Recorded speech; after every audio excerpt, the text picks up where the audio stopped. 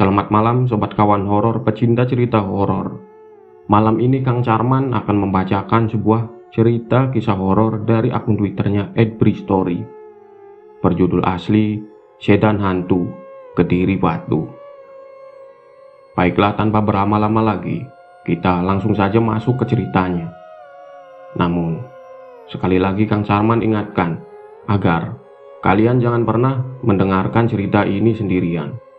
Karena terkadang mereka nggak hanya hadir di dalam cerita. Berkendara sendirian di tengah malam sering menghasilkan cerita. Entah itu cerita seram atau cerita seru, akan menjadi pengalaman yang nggak terlupakan. Seperti salah satu teman ini, mengalami peristiwa janggal ketika melakukan perjalanan menyusuri jalan Kediri, Malang.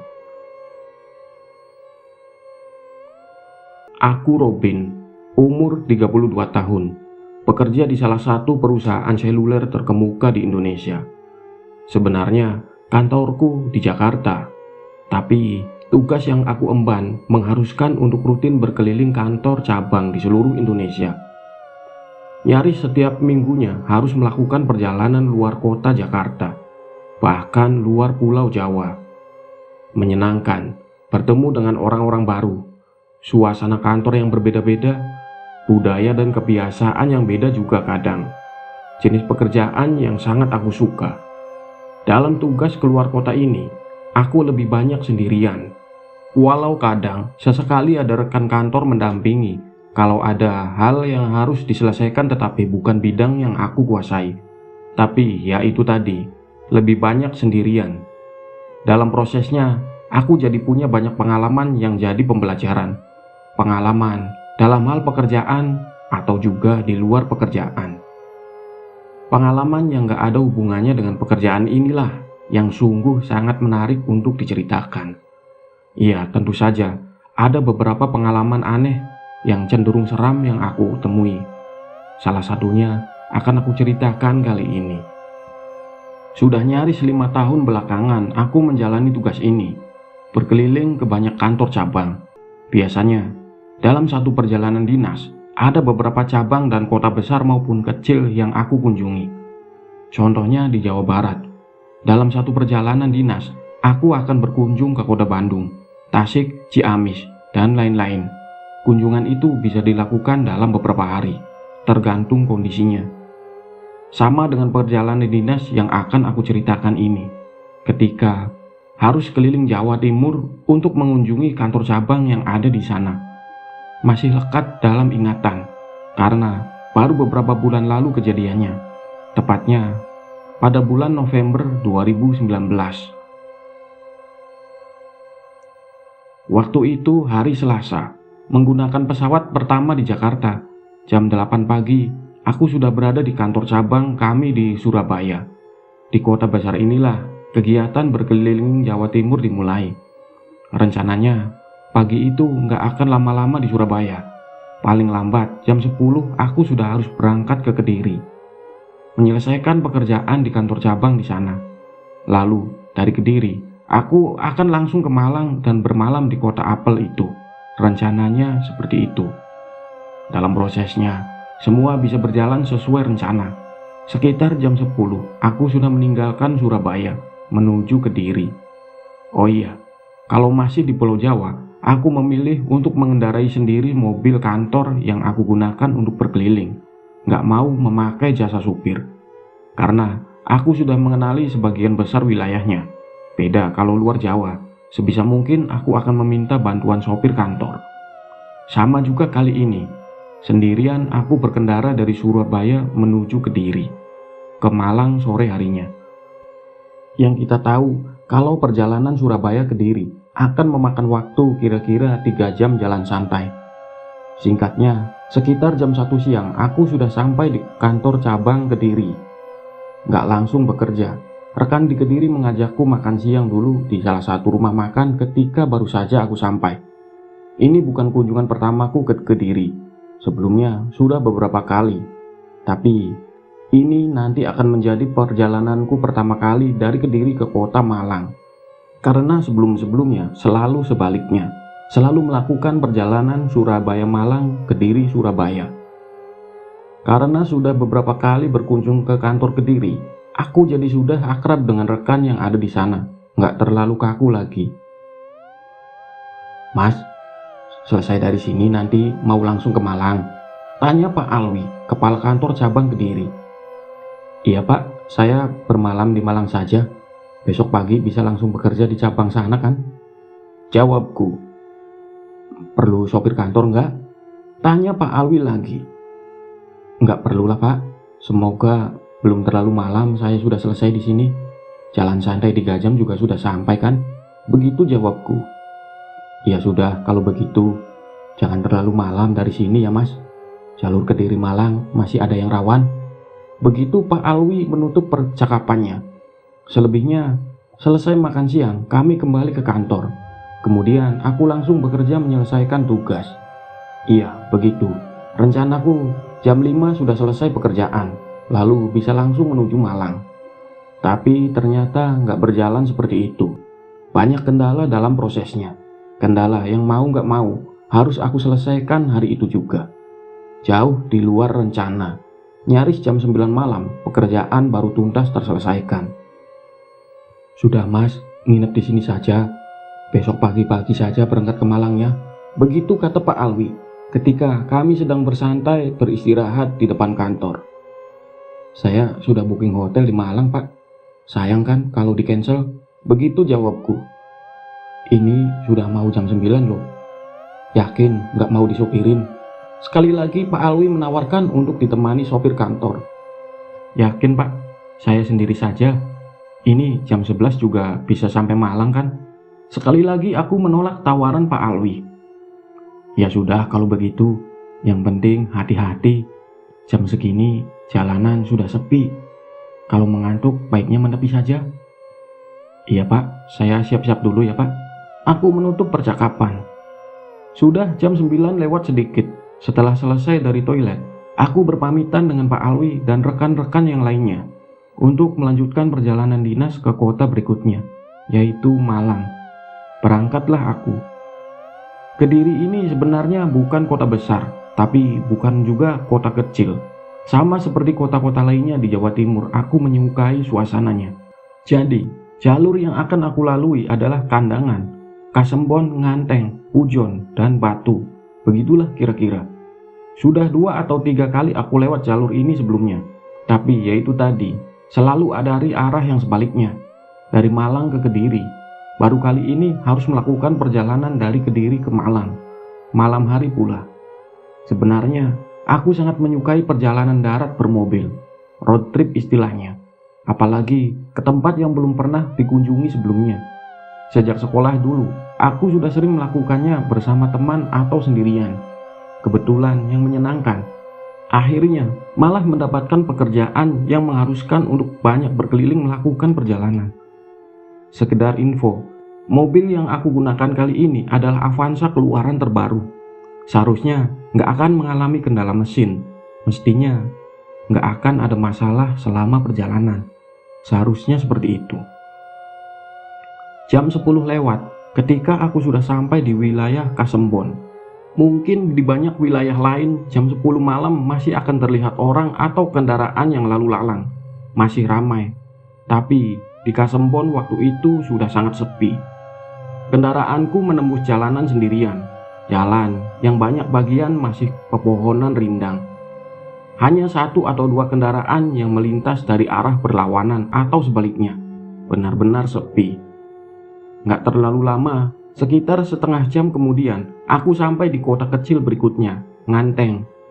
Di Ngantang ini, aku berniat mencari toko atau warung kecil untuk membeli rokok dan minuman. Karena kelupaan untuk belanja di Kediri tadi. Niatan untuk berhenti sebentar akhirnya terpenuhi ketika aku menemukan toko kecil yang masih buka, lalu parkir tepat di depannya. Kebetulan, toko kecil ini juga menjual kopi dan minumnya bisa di tempat. Ada meja sederhana yang disediakan di depan toko. Aku memesan segelas kopi karena mata sudah mulai agak mengantuk. Mau kemana Mas? Tanya bapak pemilik toko sambil mengantarkan segelas kopi. Batu Malang, Pak. Ada pekerjaan di sana, jawabku. Oh, begitu. Memang masnya dari mana? Tanya beliau lagi. Lalu aku jelaskan semuanya, kalau aku dari Jakarta sedang bertugas di Jawa Timur. Kemudian bapak ini malah terus menemaniku minum kopi. Karena aku memang orangnya suka berbincang, ditambah bapak pemilik toko juga sangat ramah dan menyenangkan. Jadilah kami berbincang seru. Harusnya Mas bermalam di Kediri saja tadi. Jalan menuju Pujon Batu sangat sepi, Mas. Jalannya berliku naik turun. Harus sangat hati-hati. Begitu ucap bapak itu di tengah perbincangan. Iya, Pak. Tadi teman kantor juga bilang begitu. Tapi nggak apalah. Saya akan hati-hati, Pak. Jawabku. Bukan mau menakut-nakuti, Mas. Di sana sering terjadi kecelakaan. Baru seminggu yang lalu ada kendaraan yang isinya bapak dan anaknya. Kecelakaan di Pujon situ. Dua-duanya meninggal. Kembali bapak itu mengingatkan. Aku seram mendengarnya. Karena tahu kalau jalan yang akan aku lalui nanti memang menantang. Banyak belokan tikungan, tanjakan turunan, membelah perbukitan melintasi hutan. Tapi sudah nggak ada pilihan lagi. Aku harus terus jalan menuju Malang. Nggak mungkin balik lagi ke Kediri. Ya sudahlah, setelah habis beberapa batang rokok dan gelas kopi juga sudah kosong, aku memutuskan untuk lanjut perjalanan. Sebenarnya perbincangan cukup menyenangkan dengan bapak pemilik toko. Tapi sebelum lupa diri, aku harus pergi. Hati-hati ya, Mas. Iya, Pak, terima kasih, Pak. Benar adanya, jalanan sangat sepi. Hanya sesekali terlihat kendaraan lain melintas. Sepertinya aku terlalu lama berhenti di toko tadi. Jam setengah 12 ketika aku meninggalkan daerah Ngantang, terlalu malam. Kalau siang hari, jalan ini punya pemandangan yang indah. Rindang pepohonan menghiasi udara sejuk pegunungan. Kondisi jalannya tergolong bagus, mulus dan cukup lebar. Harusnya nggak ada masalah bagi kendaraan jenis apapun untuk melintas. Sekali lagi, jalur ini punya pemandangan bagus, sedap dipandang mata. Itu kalau siang hari. Beda situasinya kalau malam. Malam hari jalanan gelap karena sama sekali nggak ada PJU. Walau sesekali ada rumah penduduk yang lampunya membantu sedikit penerangan. Pemandangan indah pegunungan sama sekali nggak terlihat. Hanya barisan rindang pohon yang berdiri tegak di kanan kiri jalan sebagai hiasan malam. Walau suka berkendara, tetapi nyaliku akan sedikit ciut kalau harus menemui kondisi seperti ini sendirian. Aku nggak bisa memacu kendaraan dengan cepat karena memang sudah nyaris tengah malam dan kondisi jalan yang nggak terlalu aku hafal juga. Semakin berhati-hati lagi dan semakin memperlambat laju kendaraan ketika tiba-tiba hujan. Rintik turun menyempurnakan udara sejuk di tengah malam buta seperti ini. Sempurna, begitu gumamku sendirian. Ternyata aku salah. Padahal kondisi itu belum sempurna. Beberapa menit ke depan aku akan mengalami kejadian yang sepertinya nggak akan bisa aku lupakan. Jalanan menuju Pujon ini sangat sepi. Malahan sudah beberapa menit belakangan aku sama sekali nggak melihat ada kendaraan lain. Beneran sepi. Hujan yang turun nggak lagi terlalu deras. Hanya rintik-rintik kecil yang jatuh dari langit. Setelahnya kabut turun bergantian menghiasi, membuat jarak pandang jadi terbatas di semua sisi. Lampu Avanza yang aku kendarai jadi satu-satunya sumber cahaya menerangi jalan gelap berkabut itu. Udara luar yang dingin membuatku harus mematikan AC dan menyalakan rokok untuk menghangatkan badan. Lalu membuka sedikit kaca jendela memberi jalan untuk asapnya keluar. Gerungan suara mesin mobilku menjadi satu-satunya suara yang terdengar. Tip sengaja aku matikan sebelumnya dengan tujuan supaya semakin fokus memperhatikan jalan. Pohon-pohon besar berdiri di kanan kiri jalan, terkesan angkuh memperhatikan. Jalan berkelok ke kiri kanan, ditambah tanjakan dan turunan. Sebenarnya malah membuatku jadi semakin fokus memperhatikan jalan. Tapi ya itu, sudah banyak menit berselang, aku nggak juga melihat ada kendaraan lain. Aneh, beneran sangat sepi, membuat perasaan jadi nggak enak. Nyali mulai goyah di dalam kesendirian, pengen cepat ketemu keramaian. Dikala ketakutan mulai menyeruak ke permukaan, melalui kaca spion, tiba-tiba aku melihat ada kendaraan mendekat dari belakang. Syukurlah, akhirnya ada teman. Begitu pikirku. Kendaraan yang tiba-tiba muncul di belakang ini berkecepatan nyaris sama denganku, nggak terlalu cepat. Lampunya terang membelah kabut tipis jalanan, cukup membuat mataku kesilauan. Pada detik itu, aku masih belum tahu mobil jenis apa di belakangku ini. Karena memang sama sekali gelap, ditambah lampu terangnya menghalangi penglihatanku. Tapi yang jelas, kecepatannya konstan, terus menjaga jarak beberapa belas meter di belakang. Sepertinya gak ada niat untuk mendahului, dan gak ada niat untuk menjauh juga, tetap terus di posisinya. Mungkin dia juga gak mau jalan sendirian, mungkin sedang mencari teman juga, begitu pikirku. Cukup lama mobil itu mengikuti dari belakang, sekitar 10 menit. Sampai akhirnya, aku melihat sepertinya dia menambah kecepatan, seperti ingin mendahului. Aku gak ada niat untuk menghalangi, lalu memberikan jalan kepadanya untuk mendahului. Pada saat itulah, akhirnya aku tahu mobil jenis apa kendaraan itu. Ketika kami berada dalam posisi sejajar, terlihat jelas kalau itu adalah mobil jenis sedan tahun 90-an akhir, berwarna gelap. Yang menarik perhatian, kaca mobil itu nggak gelap, sangat transparan malah. Begitu transparannya, sehingga aku bisa melihat ke dalamnya. Aku melihat ada 2 orang di dalamnya, kursi belakang kosong. Seorang bapak berumur menjelang 50 tahun duduk di belakang kemudi. Di sebelahnya ada seorang anak kecil berumur sekitar 12 tahunan. Sepertinya mereka bapak dan anak. Aku bisa melihat sedetail itu karena memang kendaraan kami cukup rapat dan berjajar melaju nggak terlalu cepat. Pada akhirnya mereka berhasil juga mendahului. Sekarang aku berada persis di belakangnya. Sama seperti sebelumnya, ketika sudah berada di depan, mobil ini tetap berjalan konstan, nggak menambah kecepatan. Dengan begitu, aku jadi nggak bersusah payah membuntuti dari belakang. Beberapa menit lamanya kami berjalan beriringan. Sampai pada saat ketika tiba-tiba sedan itu menambah kecepatannya. Aku yang tadinya sudah mulai tenang karena ada teman, jadi kaget karena ditinggalkan.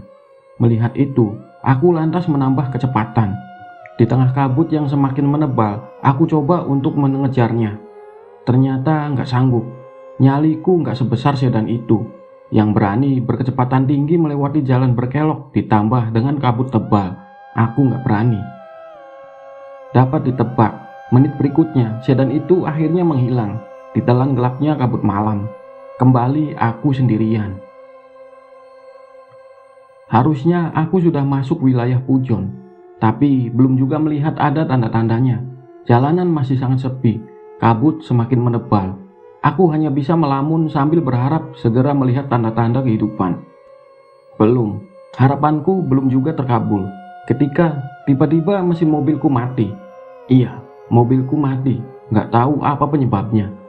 Untungnya, dalam keadaan mesin mati, aku masih dapat memberhentikan mobil di pinggir jalan. Sempurna, aku terdampar di tengah sepinya hutan, di tengah malam. Beberapa menit meratapi nasib. Semakin sedih ketika melihat layar ponsel juga ada tulisan no service, nggak ada sinyal. Seperti yang aku bilang tadi di awal, mobil yang aku kendarai ini mobil keluaran terbaru. Seharusnya mesin nggak akan bermasalah. Itu seharusnya. Ya sudah, walaupun nggak tahu harus akan berbuat apa nantinya, akhirnya aku turun dari mobil, membuka kap mesin untuk memeriksanya. Di tengah udara dingin berkabut yang nggak tahu persis di daerah mana. Dengan bantuan cahaya dari ponsel, aku memeriksa mesin mobil. Kelihatannya nggak ada yang aneh. Nggak terlihat ada kebocoran oli atau bahan bakar. Nggak ada asap yang menandakan overheat juga. Sepertinya mobil aman. Tapi ketika aku coba untuk menyalakan lagi, tetap nggak bisa. Hingga akhirnya aku nyaris putus asa. Belum putus asa, hanya nyaris. Karena ketika sedang melamun meratapi nasib, aku melihat ada nyala lampu kendaraan beberapa belas meter di depan, nggak jauh. Kelihatan ada lampu belakang mobil yang menyala. Syukurlah, dalam hati aku berucap, Lalu tanpa ragu aku melangkah menuju kendaraan yang saat itu aku belum tahu jenis kendaraan apa. Karena masih terhalang gelap dan kabut tipis, langkahku bersemangat. Ada harapan dapat bantuan dari mobil itu. Karena memang jarak kami nggak terlalu jauh, jadi nggak terlalu banyak juga aku melangkah untuk mendekati. Tapi tiba-tiba aku berhenti melangkah ketika hanya tinggal beberapa meter saja jarakku dari mobil sedan itu. Iya, setelah sudah sangat dekat, aku melihat kalau itu adalah mobil sedan. Sedan warna gelap yang tadi terus mengikuti sebelum mogok. Aku hampir yakin kalau ini mobil yang sama. Ternyata sedan ini berhenti juga di pinggir jalan dengan lampunya yang masih menyala. Lalu kenapa aku berhenti berjalan? Bukan hanya berhenti, aku juga berhenti berdiri diam tercengang. Ternyata ada dua orang yang sedang berdiri di belakang mobil itu, berdiri di belakang bagasinya, berdiri menghadapku. Aku mengenalinya. Sepertinya mereka adalah penumpang sedan itu, karena itu adalah seorang bapak dan anaknya. Aku masih ingat hafal karena baru saja melihat mereka sebelumnya. Ketika mereka mendahului tadi, aku masih sangat ingat garis wajahnya. Tapi itu bukan alasan aku berhenti melangkah dan diam ketakutan. Aku berhenti karena penampilan mereka sangat mengerikan. Wajah pucat, tubuh basah pekat seperti berlumur banyak darah. Beberapa bagian tubuhnya terluka mengenaskan. Aku gak sanggup menggambarkan ngeri. Dalam pekat kabut, aku mundur perlahan, kemudian berlari cepat ke mobil. Setelah sampai, aku lalu menutup kap mesin dan masuk ke dalam mobil. Sementara sedan itu masih tetap berada di tempatnya, gak bergerak sama sekali. Dalam ketakutan, aku memutar kunci mobil sambil berharap ada keajaiban. Syukurlah, mesin menyala dengan sukses, gak ada kendala sedikit pun. Aneh. Kemudian aku langsung pergi dari situ, melaju cepat menuju kota Batu. Singkatnya, akhirnya kengerian berakhir. Sekitar jam 1 dini hari, aku sampai di satu hotel di Batu, Malang. Aku memarkirkan kendaraan di tempat parkir nggak jauh dari lobi, lalu menuju meja resepsionis untuk check-in. Setelah proses administrasi selesai, ada roomboy yang akan mengantarku ke kamar. Dalam perjalanan menuju kamar ini, ada pertanyaan roomboy yang menyeramkan. Maaf mas, tadi saya di parkiran melihat masnya datang. Keluarganya kok nggak ikut sekalian turun? Tanya si roomboy. Keluarga saya yang mana mas? Aku menjawab dengan pertanyaan, kebingungan dan keheranan. Tadi saya lihat ada bapak-bapak dan anak kecil duduk di jok belakang mobil masnya. Mendengar ucapan roomboy itu, aku bingung harus menjawab apa.